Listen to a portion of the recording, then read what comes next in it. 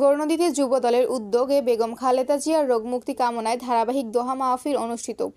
বাংলাদেশ জাতীয়তাবাদী যুবদল গৌরনদী উপজেলা শাখার আয়োজনে বিএনপির চেয়ারপারসন ও mother of democracy Begum Khaleda জিয়ার রোগমুক্তি কামনায় সোমবার বাদ আসর থেকে সন্ধ্যা পর্যন্ত দুটি দোয়া মাহফিল অনুষ্ঠিত হয়েছে। রাজনৈতিক অঙ্গনে দোয়া কর্মসূচি ঘিরে এলাকায় দলীয় নেতাকর্মীদের মাঝে উৎসাহ উদ্দীপনা দেখা যায়।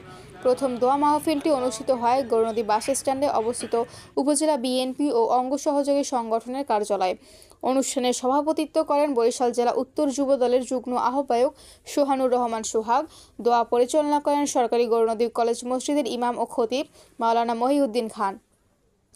এ সময় উপস্থিত ছিলেন গৌরনদী পৌর যুবদলের সদস্য সচিব জাকির হোসেন বাচ্চু, সিনিয়র যুগ্ম আহ্বায়ক সরদার নাসির উদ্দিন, উপজেলা যুব নেতা মোহাম্মদ জসিম শরীফ, গৌরনদী পৌর ছাত্রদলের সাবেক সাধারণ সম্পাদক মোহাম্মদ সিরাজুল ইসলাম, উপজেলা ছাত্রদলের সাবেক সভাপতি ও যুব নেতা মোহাম্মদ রিয়াজ ভুইয়া এবং উপজেলা যুবদলের ভারপ্রাপ্ত সদস্য সচিব ফুয়াদ হোসেন এডি।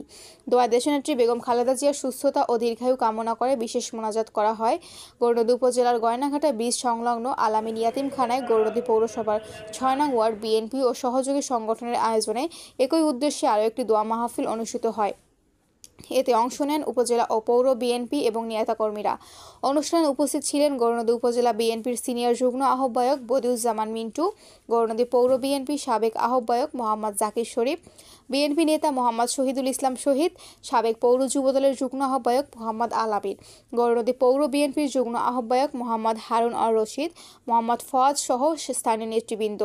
আয়োজিত দোয়া অনুষ্ঠানে দেশের গণতন্ত্রকামী মানুষের আদর্শ ও অনুপ্রেরণার প্রতীক বেগম খালেদা জিয়ার সুস্থতা আজ দেশের রাজনৈতিক অঙ্গনের বড় প্রত্যাশা। তারা দ্রুত আরোগ্য কামনা করে আল্লাহর দরবারে প্রার্থনা জানান। দুটি দোয়া মাহফিল শান্তিপূর্ণভাবে সম্পন্ন হয় এবং এতে স্থানীয় বিএনপি, যুবদল, ছাত্রদল ও স্বেচ্ছাসেবক দলের নেতাকর্মীরা বিপুল সংখ্যায় অংশগ্রহণ করেন।